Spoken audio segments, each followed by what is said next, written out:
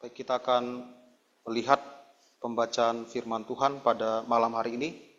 Itu terambil dari Mazmur 22 ayat 1 sampai ayat yang ke-19. Kita akan membacanya secara bertanggapan. Untuk pemimpin biduan menurut lagu Rusa di Kala Fajar, Mazmur Daud. Allahku, Allahku, mengapa engkau meninggalkan aku? Aku berseru tetapi engkau tetap jauh dan tidak menolong aku.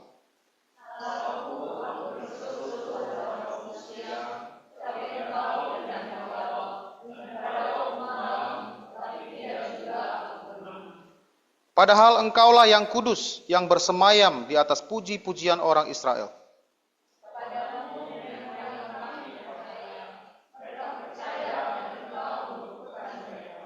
Kepadamu mereka berseru-seru dan mereka terluput. Kepadamu mereka percaya dan mereka tidak mendapat malu.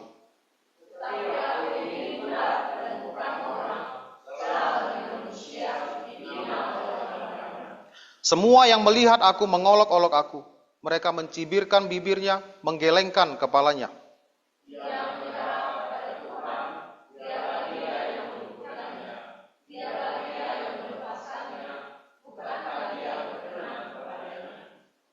Ya, engkau yang mengeluarkan aku dari kandungan.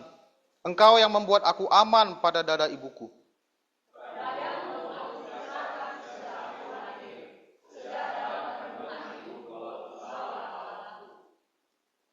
Janganlah jauh daripadaku, sebab kesusahan telah dekat dan tidak ada yang menolong.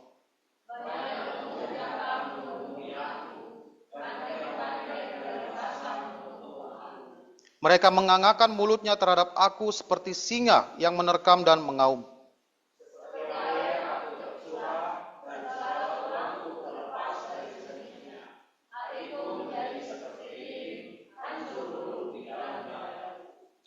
Kekuatanku kering seperti beling, lidahku melekat pada langit-langit mulutku, dan dalam debu maut kau letakkan aku.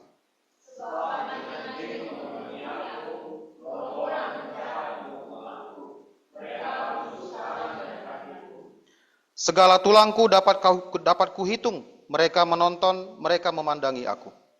Mereka membagi-bagi pakaianku di antara mereka, dan mereka membuang undi atas jubahku. Amin. Untuk pembacaan firman Tuhan, mari kita berdoa.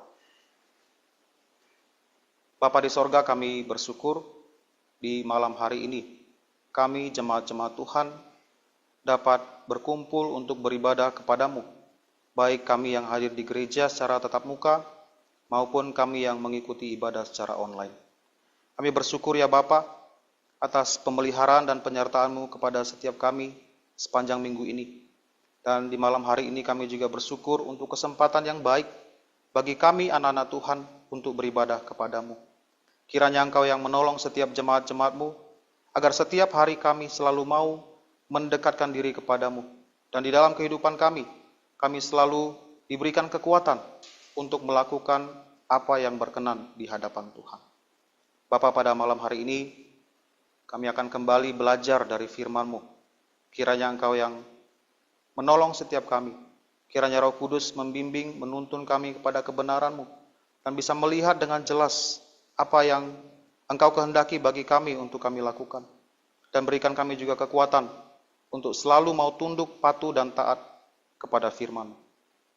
Bapa, ampunilah kami dari segala dosa dan kesalahan. Di dalam nama Tuhan Yesus kami berdoa. Amin. Malam hari ini topik kita adalah Tuhan izinkan orang benar menderita. Nah, secara manusiawi, kita manusia berdosa umumnya berusaha untuk menghindari yang namanya penderitaan. Tidak ada orang yang mau menderita. Dan di dalam gereja juga, ya, pada masa sekarang banyak gereja yang selalu menekankan kepada jemaat-jemaat Tuhan bahwa sebagai umat Tuhan, Tuhan akan selalu memberkati kita, memberikan apa yang kita mau, Dia akan selalu memberikan kebahagiaan kepada kita. Nah, di satu sisi apa yang dikatakan adalah benar, tapi tidak seluruhnya benar. Karena kita juga membaca di dalam kitab-kitab Injil perkataan Tuhan Yesus bahwa barang siapa yang ingin mengikut aku, dia harus menyangkal diri, memikul salib dan mengikut aku. Memikul salib di sini adalah simbol penderitaan. Bahwa kita yang mau percaya kepada Tuhan Yesus tidak hanya berharap agar kita selalu diberkati dalam hidup ini, tapi kita juga harus siap sedia mau menderita bagi Tuhan. Ini adalah ajaran yang benar, bahwa Tuhan mengajak umatnya untuk siap sedia menderita bagi kebenarannya. Nah, malam hari ini kita akan melihat dari apa yang dituliskan oleh Raja Daud dalam Mazmur 22. Nah, dalam Mazmur ini juga kita akan melihat beberapa ayat yang berkaitan dengan nubuatan tentang Mesias, khususnya tentang penderitaan, penyaliban Tuhan Yesus. Nah, dimulai dengan ayat yang kedua dikatakan, Allahku, Allahku, mengapa engkau meninggalkan aku? Ini adalah perkataan yang tidak asing bagi kita. Salah satu perkataan Tuhan Yesus ketika dia berada di kayu salib. Dia berteriak dengan lantang mengatakan, Eli, Eli, lama sabachthani. Allahku, Allahku, mengapa engkau meninggalkan aku? Nah, ketika Tuhan Yesus di atas kayu salib, dipaku dan menunggu ajalnya, dia merasa sendirian di atas kayu salib. Karena dosa seluruh umat manusia sedang dia tanggung pada saat itu. Dan Paulus melihat tentang bagaimana kondisi Yesus ketika di kayu salib. Dia dipandang oleh Allah sebagai seorang yang berdosa. Ya, karena kepadanya ditimpakan dosa umat manusia.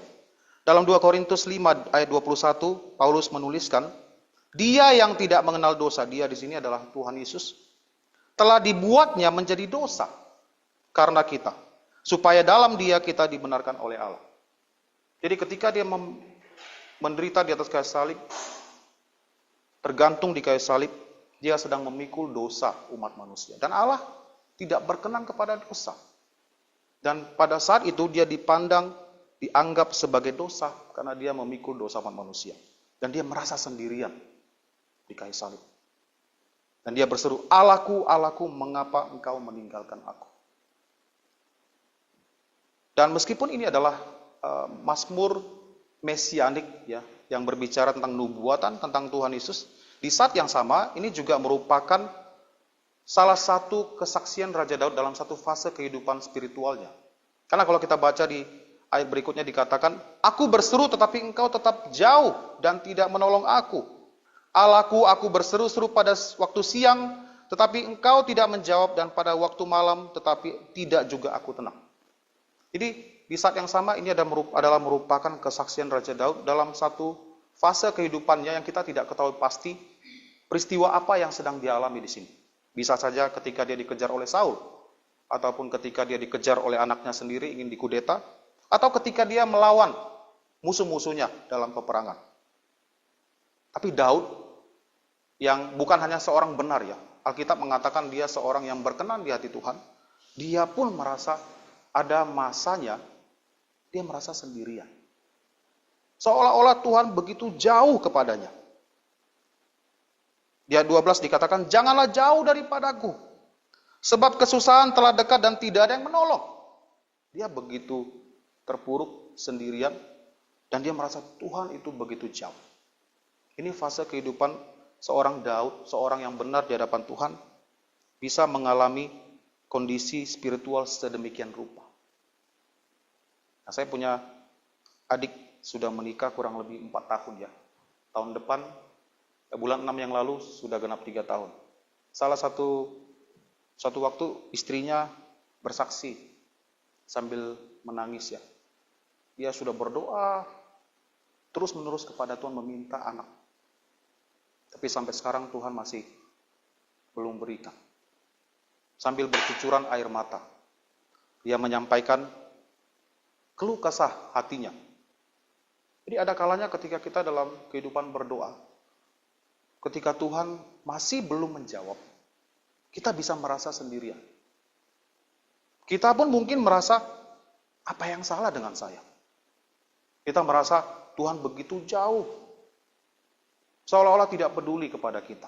Seolah-olah Tuhan tidak mendengar, memasang telinganya kepada doa-doa kita.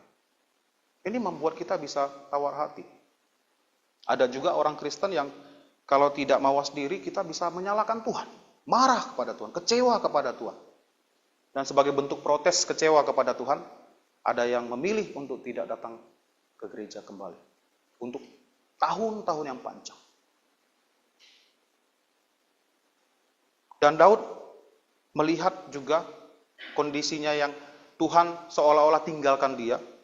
Dan dia mengatakan bahwa dalam kondisi seperti ini pun, dia masih bisa melihat Tuhan sebagai pribadi yang kudus. Ya, di ayat keempat dikatakan, padahal engkaulah yang kudus yang bersemayam di atas puji-pujian orang Israel. Ini sangat menarik. Seorang Daud yang pada fase hidupnya ini merasa sendirian, seolah-olah Tuhan begitu jauh, tapi dia tidak membiarkan dirinya menyalahkan Tuhan. Dia masih bisa sadar bahwa meskipun dia sekarang seolah-olah sendirian, seolah-olah Tuhan begitu jauh daripadanya, tapi dia melihat Tuhan sebagai pribadi yang kudus. Dia tidak menyalahkan Tuhan, tidak kecewa kepada Tuhan, tidak marah kepada Tuhan, tapi masih menunjukkan rasa hormat kepada Tuhan. Ini adalah teladan yang baik ya. Bagi kita orang-orang Kristen, orang-orang percaya, ketika kita dalam kehidupan spiritual, kita merasa sangat-sangat mundur rohani, bisa dikatakan, atau kita merasa dalam pergumulan yang sangat berat, jangan pernah lupakan bahwa Tuhan adalah pribadi yang kudus. Dia adalah Allah yang bersemayam di atas puji-pujian orang Israel. Dia adalah Allah yang layak untuk dipuji. Segala hormat puji-pujian kepada Tuhan. Meskipun dalam kondisi kita yang mungkin sedang bergumul, itu tidak memberi ruang bagi kita untuk menghakimi Tuhan. Lalu dia juga mencurahkan isi hatinya ya. Dia katakan ayat kelima, kepadamu nenek moyang kami percaya, mereka percaya dan engkau meluputkan mereka. Ayat 6, kepadamu mereka berseru-seru dan mereka terluput, kepadamu mereka percaya dan mereka tidak mendapat malu. Daud di satu sisi melihat dirinya sendirian, seolah-olah tidak dipedulikan Tuhan. Lalu dia melihat orang lain, orang-orang Israel, kesaksian bapak leluhurnya, bagaimana Tuhan menolong mereka ketika mereka berseru, ketika mereka minta tolong kepadanya, Tuhan meluputkan mereka, ketika mereka berseru-seru kepada Tuhan, mereka tidak mendapat malu. Artinya apa? Bahwa dia menyaksikan bahwa Tuhan yang dia percaya, Tuhan Allah Israel ini, sungguh-sungguh menolong umatnya. Tapi kenapa saya seolah-olah tidak ditolong? Ini adalah curahan hati ya. Ada kalanya kita juga suka membanding-bandingkan diri kita dengan orang lain. Kita merasa, saya sudah berdoa untuk hal tertentu, untuk waktu yang lama, tapi kesannya masih belum dijawab Tuhan. Sementara ada saudara seiman yang lain, kesannya apa yang dia minta kepada Tuhan diberikan. Apalagi kalau dia maju bersaksi dan ceritakan kebaikan Tuhan dalam hidupnya, kita mungkin ada merasa sedikit sedih. Perasaan, kenapa saya tidak didengar oleh Tuhan? Nah, ini perasaan yang dialami oleh Raja Daud. Sesuatu yang sangat alamiah, ya, manusia berdosa bisa merasakan kondisi yang demikian. Tapi Daud tetap menetapkan hatinya kepada Tuhan. Dia tetap percaya bahwa Tuhan adalah tempat dia bersandar. Nah, ini kita bisa lihat dari kesaksian nanti, dari kesaksian musuh-musuhnya, bagaimana musuh-musuhnya sendiri menggambarkan sikap hati Daud terhadap Tuhan dalam situasi yang sedemikian rupa. Dan ketika dia merasa sendiri, melihat orang lain, melihat kesaksian orang-orang Israel yang ditolong oleh Tuhan, dia melihat dirinya seperti seorang pribadi yang sama sekali tidak ada artinya. Ayat 7 dikatakan, tetapi aku ini ulat dan bukan orang. Celah bagi manusia dihina oleh orang banyak. Nah, ulat adalah binatang yang menjijikan. Binatang yang didespise, dihina orang, dijauhi orang. Kalau kita lihat ulat, ada sebagian orang yang mungkin merasa jijik menjauh. Ada orang mungkin yang cukup berani akan menginjak ular itu. Jadi satu hewan yang sama sekali tidak ada nilai, tidak ada harganya, dan helpless ya, sama sekali tidak berdaya. Ular hanya bisa bergerak-gerak dan terbatas sekali pergerakannya. Daud katakan, saya seperti ular, bukan orang. Melihat kondisinya yang terpuruk. Celah bagi manusia, dihina oleh orang banyak. Musuh-musuhnya menghina dia, merendahkan dia. Dia katakan semua yang melihat aku mengolok-olok aku, mempermainkan dia, mencibir bibirnya, memandang hina, lalu menggelengkan kepalanya. Sama sekali tidak ada rasa hormat kepada seorang Daud. Begitulah kondisi Daud ketika dia mengalami pergumulan ini. Tidak ada yang menghargai dia sama sekali. Bahkan mereka mencela dia, mencela iman percayanya kepada Tuhan. Ayat ke-9 dikatakan, ia menyerah kepada Tuhan. Nah, LAI menerjemahkan sebagai dengan kata menyerah. Sebenarnya di sini maksudnya dia berserah. Maksudnya Daud ini berserah kepada Tuhan. Biarlah dia meluputkannya. Biarlah Tuhan menolong dia. Biarlah dia melepaskannya. Bukankah dia berkenan kepadanya? Bukankah Daud ini dikatakan orang yang berkenan kepada Tuhan? Jadi ini dengan nada yang mengejek ya. Oh, kamu kan orang yang diberkati Tuhan, yang dikenan oleh Tuhan. Kamu berseru kepadanya, biarlah Tuhan menolong kamu. Jadi dia dicibir, dihina, diolok-olok, bukan hanya karena kondisinya pada saat itu, tapi juga karena imannya kepada Tuhan. Dari sini kita melihat bahwa dalam kondisi yang sedemikian rupa pun, sedemikian buruk yang dihadapi Daud, dia tetap berserah kepada Tuhan. Dan dijadikan bahan olok-olokan oleh musuh-musuhnya tentang imannya kepada Tuhan. Nah, kita juga mungkin pernah mengalami hal demikian, diolok-olok, dipermainkan oleh karena iman percaya kita kepada Tuhan. Apalagi kalau kita menghadapi pergumulan ya dalam hidup kita sebagai orang Kristen, mereka bilang mungkin akan mencela iman kita, bukankah kamu bilang kamu sembah Tuhan yang hidup dan yang benar? Kenapa hidupmu begitu susah, begitu sulit? Kalau memang Tuhan kamu hidup dan benar, bukankah harusnya kamu ditolong? Mungkin ada orang-orang yang beranggapan demikian terhadap kita. Mungkin ada juga yang tidak berani mengatakan secara langsung, tapi dari sikap hatinya memandang kita mungkin seperti itu.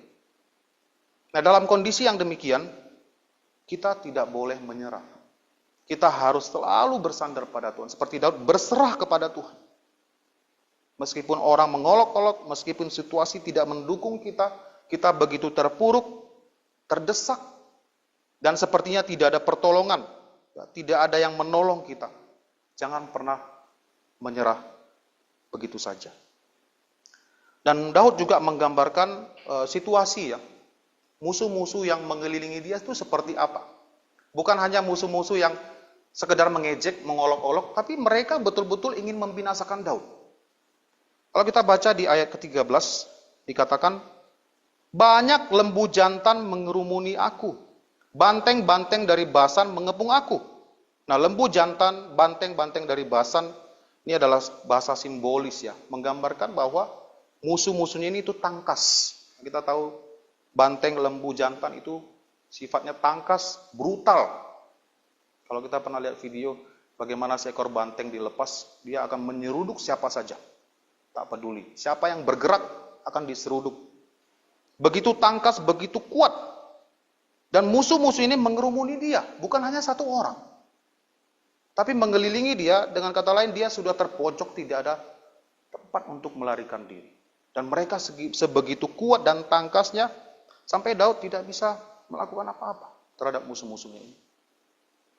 Dan mereka dikatakan mengangakkan mulut terhadap aku seperti singa yang menerkam dan mengaum. Mereka buas, jahat. Bukan hanya mau mengolok-olok, melukai, tapi ingin memusnahkan, membinasakan, ingin membunuh Daud. Dan melihat kondisi yang sedemikian sulit dalam hidupnya, Daud menggambarkan dirinya, ayat ke-15, seperti air aku tercurah. Air yang dicurahkan ke tanah, habis. Dia sudah sungguh-sungguh tidak punya kekuatan, tidak berdaya. Segala tulangku terlepas dari sendi. Nah, tulang menopang tubuh kita untuk tetap bisa berdiri tegak. Kalau tulang kita sampai lepas dari sendi, kita bisa bayangkan kita tak bisa berdiri kokoh. Artinya gambaran fisiknya begitu lemah sekali. Hatiku menjadi seperti lilin, hancur luluh di dalam dadaku. Bukan hanya fisiknya yang melemah, kekuatannya yang habis, tapi juga mentalnya. Mental Raja Daud digambarkan itu seperti lilin yang dibakar ya, meleleh perlahan akan habis. Hancur luluh di dalam dadaku. Mental semangat itu begitu terpuruk kondisinya. Kekuatanku kering seperti beling. Nah, beling ini adalah tembikar, ya, tanah liat yang dibakar. Kalau tanah liat sudah dibakar menjadi mengeras dan sama sekali tidak ada lagi air di dalamnya. Dia katakan kekuatannya kering seperti beling yang sudah dibakar, habis sama sekali.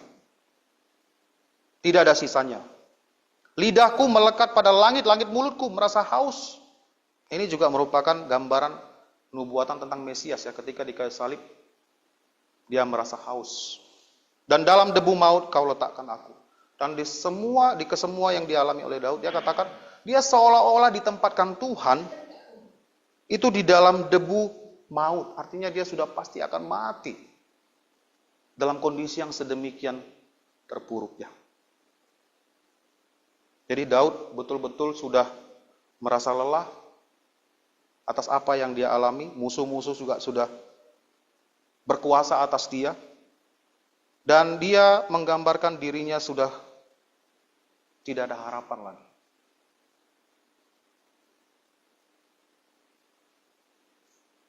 Ayat 17 sampai 19 ini juga adalah merupakan nubuatan tentang Mesias di kayu salib. Ketika dia menderita sengsara ya. Ayat 17 dikatakan, sebab anjing-anjing mengerumuni aku, gerombolan penjahat mengepung aku, mereka menusuk tangan dan kakiku. Nah, anjing-anjing di sini adalah hewan yang najis ya bagi orang Yahudi. Ada penafsir mengatakan anjing-anjing mengerumuni Mesias di sini menggambarkan orang-orang non-Yahudi, orang-orang Romawi yang telah menangkap dia serdadu-serdadu, Pilatus yang menghakimi dia. Lalu gerombolan penjahat mengepung aku, mereka menusuk tangan dan kakiku. Dia disalibkan, kaki dan tangan dipaku. Segala tulangku dapat dihitung, pakaiannya dilepas. Lalu kemudian ketika dia disalib dalam kondisi tergantung di kayu salib, ada penafsir yang mengatakan bahwa tulang rusuknya bisa kelihatan. Makanya dikatakan segala tulangku dapat dihitung, dia telanjang di kayu salib. Mereka menonton, mereka memandangi aku. Menonton dan memandangi di sini dengan sikap hati yang merendahkan, ya. Melihat dia dengan hina sekali. Mereka membagi-bagi pakaianku di antara mereka dan mereka membuang undi atas jubahku. Ini yang dilakukan oleh para serdadu, bahwa pakaian Tuhan Yesus tidak jadi disobek, tapi diundi secara utuh dan mereka memperebutkan jubah. Jadi dalam Mazmur ini kita melihat meskipun beberapa ayat adalah nubuatan tentang Mesias, tapi sebagian besar juga adalah ayat yang berbicara tentang penderitaan yang dialami oleh Raja Daud. Nah, coba kita renungkan sejenak. Daud yang adalah seorang yang berkenan kepada Tuhan, bisa mengalami penderitaan yang sedemikian hebatnya dalam hidupnya. Terlebih lagi kita orang-orang Kristen. Nah, saya kalau berkaca diri saya sendiri, membandingkan dengan Daud, saya ini bukan apa-apa, tidak ada apa-apanya sama sekali. Tapi Daud sedemikian benar pun, Tuhan izinkan mengalami penderitaan seperti orang yang berdosa.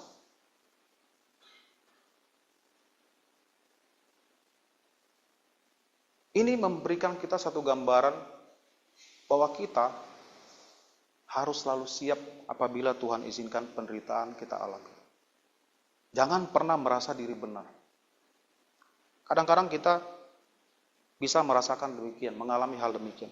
Ketika ada penderitaan, ada kesulitan dalam hidup, kita lantas seolah-olah protes ya pada Tuhan. Kenapa ini bisa saya alami? Bukankah saya selama ini hidupnya benar? Lalu kita bandingkan diri kita dengan orang berdosa. Orang berdosa kesannya hidupnya baik-baik saja. Lalu saya harus alami penderitaan seperti ini. Dan Tuhan Yesus sendiri yang adalah yang benar. orang benar, bukan hanya orang benar, dia adalah kebenaran itu sendiri, juga harus mengalami penderitaan. Terlebih kita pengikut-pengikutnya. Apakah kita tidak akan mengalami penderitaan? Tidak, tentu saja tidak. Tuhan kita yang kita percaya saja mengalami penderitaan yang sedemikian rupa, maka kita juga harus mempersiapkan diri kita untuk menderita bagi Tuhan. Jadi hal yang pertama yang harus kita lakukan adalah kita harus mempersiapkan diri kita. Kapanpun kalau Tuhan mau kita menderita bagi Dia, kita harus siap. Harus rela menderita bagi Tuhan. Penderitaan yang kita alami tentunya haruslah bukan karena dosa kita, tapi karena kebenaran Tuhan. Dan apabila kita menderita karena kebenaran Tuhan, jangan pernah putus asa. Seperti Daud. Kita sudah lihat gambaran yang dialami dalam pergumulan hidupnya, tapi dikatakan, firman Tuhan mengatakan, dia berserah kepada Tuhan. Meskipun seluruh musuh-musuhnya mengolok-olok dia berserah kepada Tuhan. Tetap memandang kepada Tuhan. Selalu ada pengharapan di dalam Tuhan. Jangan pernah putus asa. Jangan pernah menyerah. Dan Tuhan tentu saja atas kemurahannya, Dia akan memberikan kita pertolongan. Nah, kalau kita baca di sepanjang pasal 22 ini, di ayat 25 Raja Daud, tidak ada di teks kita malam hari ini, di ayat 25 Raja Daud mengatakan, sebab ia tidak memandang hina ataupun merasa jijik kesengsaraan orang yang tertindas. Dan ia tidak menyembunyikan wajahnya kepada orang itu. Nah, menyembunyikan wajah di sini adalah simbol dari tidak berkenannya Tuhan kepada seseorang. Tapi firman Tuhan katakan dia tidak menyembunyikan wajah. Artinya dia menyinari wajahnya kepada orang yang tertindas. Dan ia mendengar ketika orang itu berteriak minta tolong kepadanya. Jadi Raja Daud mengalami pertolongan dari Tuhan. Meskipun penindasan yang dialaminya begitu berat, meskipun seluruh musuh-musuhnya mengatakan, lihatlah Tuhan tidak akan menolong dia, mencemooh dia, menghina dia. Tapi Raja Daud mengatakan, Tuhan tidak menyembunyikan wajahnya kepada dirinya. Dan dia mendengar ketika orang itu berteriak minta tolong kepadanya. Ada pengharapan selalu bagi kita yang percaya kepada Tuhan. Nah, Bapak Ibu, apakah saat ini kita menderita? Dan kalau kita menderita saat ini, coba kita evaluasi diri kita masing-masing. Penderitaan seperti apa yang kita alami saat ini? Apakah itu karena kebenaran Tuhan atau karena dosa kita? Nah, kalau kita menderita karena kebenaran Tuhan, maka firman Tuhan malam hari ini menguatkan, meneguhkan iman kita agar kita tetap bersandar kepadanya. Dan tetap berharap kepada Tuhan. Dan kita tahu bahwa kalau kita menderita karena kebenaran, kita ada di pihak yang benar. Karena setiap orang benar, Tuhan izinkan penderitaan terjadi dalam hidup kita. Bukan untuk menghancurkan kita, tentu saja. Tapi untuk menguatkan kita. Agar kita bisa menjadi pribadi yang lebih kuat, lebih tegar di dalam iman. Sehingga kita semakin dewasa di dalam iman. Semakin bertumbuh di dalam iman. Jadi kiranya firman Tuhan malam hari ini dapat menguatkan iman kita sekalian. Tetap untuk bersandar, berharap kepada Tuhan. Mari kita berdoa. Bapa kami yang di sorga, kiranya Engkau yang menguatkan iman kami senantiasa.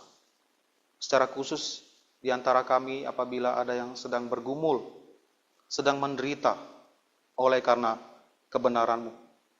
Biarlah Engkau yang memberikan kami pertolongan pada waktunya.